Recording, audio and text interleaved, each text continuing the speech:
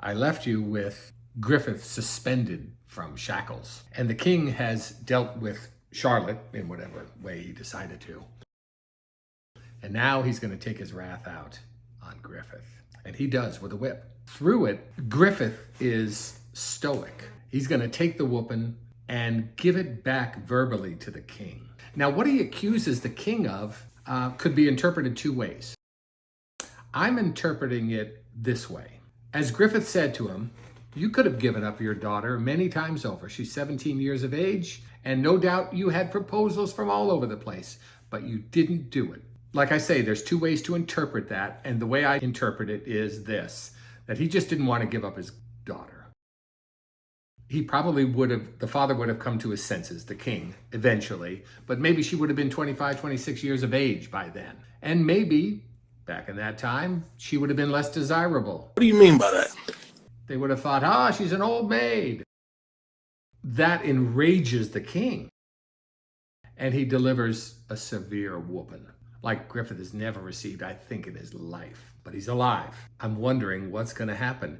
The king has said, I want him alive for at least another year to the torturer. And he says wisely to all those who heard everything, in other words, everything the king said and everything Griffith said, this better not get out of this room, or you're all dead and your families are dead. So the king's he's rather a typical king.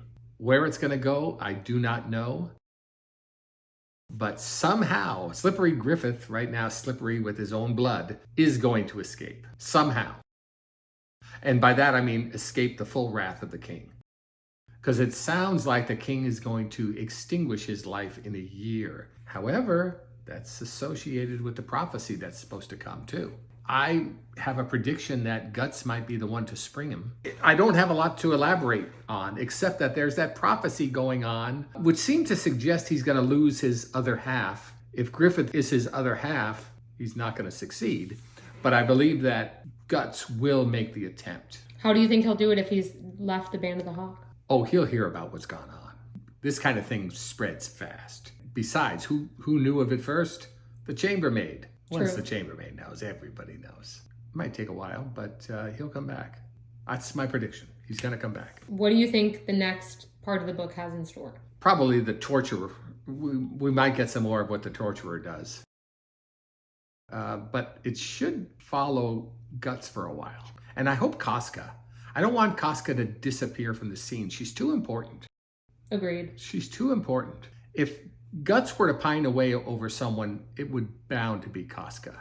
During this time, what do you think Casca's doing? Guts just left and Griffith's locked up in a dungeon. Casca's gonna see her own dreams vaporize because hers were all tied up, with Griffith. She might find herself escaping from the kingdom. They're not gonna like anybody who's the Band of the Hawk, The king isn't going to. If he's destroying the leader of the Band of the Hawk, he's not going to care much about those other ones either. As the king said to Griffith, we were at a point of peace. That's really all the king wanted. He didn't want to expand his kingdom per se. He just wanted peace to rule. He was actually, we said it before, he was a pretty good king. I hope Casca makes an escape along with our favorites. Even put a cork in it. We need him for comic relief. Casca will head out, I think, to find Guts. At least I hope so. I think that's where I end it.